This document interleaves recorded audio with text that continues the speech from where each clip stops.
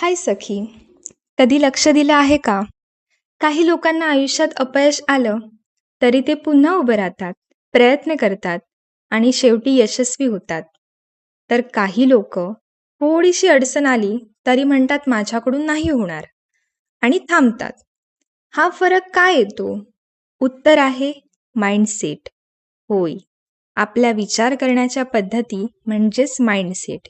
याच माइंडसेटबद्दल जगभरात सगळ्यांनी बोलायला सुरुवात केली जेव्हा प्रसिद्ध मानसशास्त्रज्ञ डॉक्टर केरॉल ड्वेक यांनी एक संकल्पना मांडली, ग्रोथ माइंडसेट.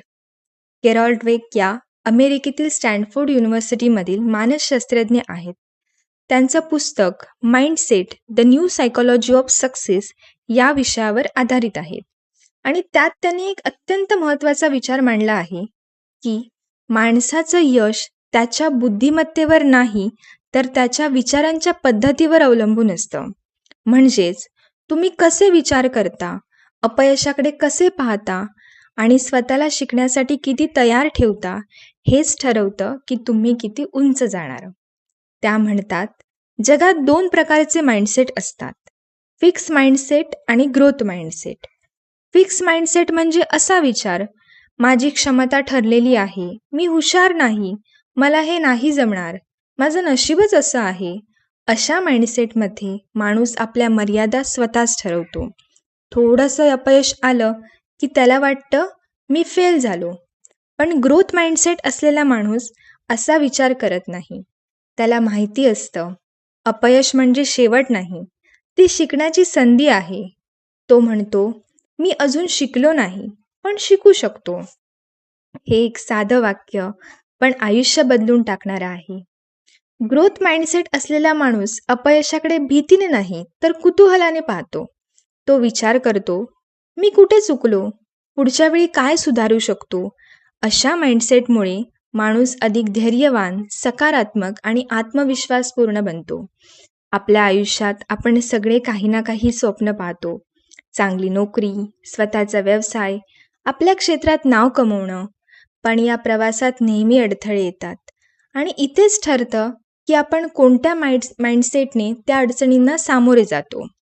फिक्स माइंडसेट असलेला माणूस म्हणतो माझ्याकडून होत नाही आणि थांबतो.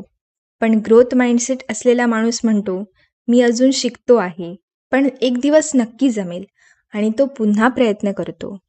आपल्या रोजच्या आयुष्यात आपण ग्रोथ माइंडसेट कसा वापरू शकतो? खूप साध्या गोष्टींमधून सांगते. एखादी गोष्ट शिकताना वेळ लागली तर तू स्वतःवर रागवू नकोस, कारण प्रत्येकाची गती वेगळी असते. स्वतःची तुलना इतरांशी करू नकोस, कारण काल तू जशी होतीस त्यापेक्षा आज तू थोडी चांगली झाली आहेस का हेच बघ. चुका झाल्या तरी त्यातून शिक, कारण चुका म्हणजे अपयश नाही, त्या म्हणजे शिकण्याचा पहिला टप्पा आहे. आणि सगळ्यात महत्त्वाचं, मला अजून जमलेलं नाही या विचाराला जागा दे, मला नाही जमणार या विचाराला नाही.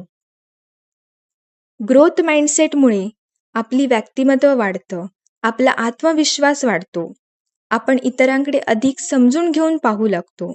आणि हा माइंडसेट फक्त करिअरमध्येच नाही तर नातेसंबंधांमध्ये, आरोग्यात आणि वैयक्तिक जीवनातही उपयोगी ठरतो. उदाहरणार्थ, नातेसंबंधात वाद झाला तर फिक्स माइंडसेट म्हणतो आपण एकमेकांसाठी योग्य नाही, पण ग्रोथ माइंडसेट म्हणतो आपण शिकू शकतो, समजून घेऊ शकतो आणि गोष्टी सुधारू शकतो.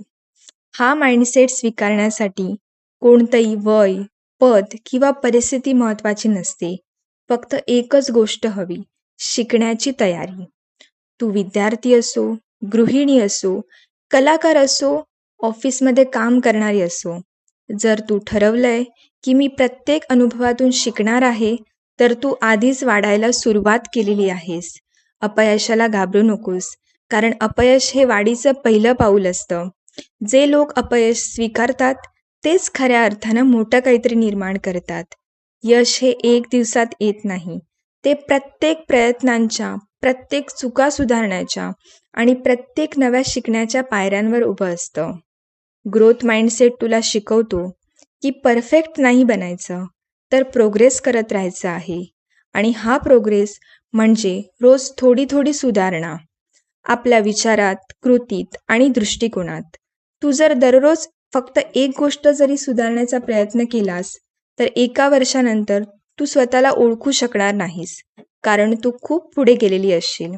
म्हणून आजपासून ठरव, चुका होऊ दे, त्या तुझ्या शिकण्याचा भाग आहेत. लोक काय म्हणतील हे विसर, कारण वाढणं हे तुझं काम आहे, त्यांचं नाही. आणि सगळ्यात महत्त्वाचं, स्वतःवर विश्वास ठेव, कारण तू शिकू शकतेस, बदलू शकतेस आणि मोठं काहीतरी करू शकतेस. चल मग, आजपासून आपण सगळे ग्रोथ माइंडसेटने विचार करूया. अपयशाला घाबरायचं नाही, चुका स्वीकारायच्या, शिकायचं आणि रोज थोडं पुढे जायचं. कारण यश म्हणजे परफेक्ट होणं नाही, खरं म्हणजे प्रोग्रेस करत राहणं आहे.